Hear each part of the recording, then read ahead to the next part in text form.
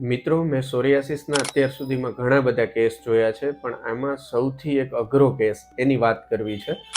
દર્દી રાજકોટથી એટલે અમારા તાલાળાથી 200 કિલોમીટર દૂર થાય ત્યાંથી એક સોરિયાસિસનું દર્દી આવે છે. તમે ફોટોગ્રાફ્સમાં જોઈ શકો છો કે એમના માથામાં અતિશય ફોતરીઓ ખરતી, એમના પેટ ઉપર, પીઠના ભાગે બધી જગ્યાએ અતિશય ફોતરી ખરતી, ખંજવાળ આવતી, બળેતરા થતી.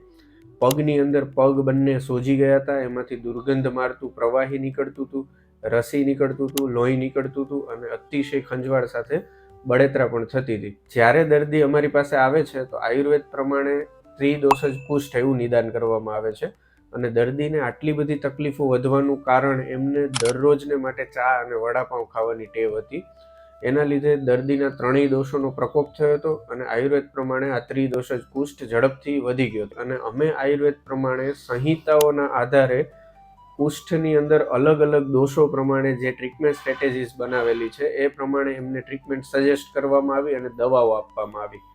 માત્ર 15 દિવસ પછી દર્દી બતાવવા આવે છે ત્યારે તમે ફોટોગ્રાફ્સમાં જોઈ શકો છો એમના માથાની ફોતરી કરવાનું સાવ બંધ થઈ ગયું હતું. એમનું પેટ, એમની પીઠ બધા ઉપર નોર્મલ ચામડી આવી ગઈ હતી.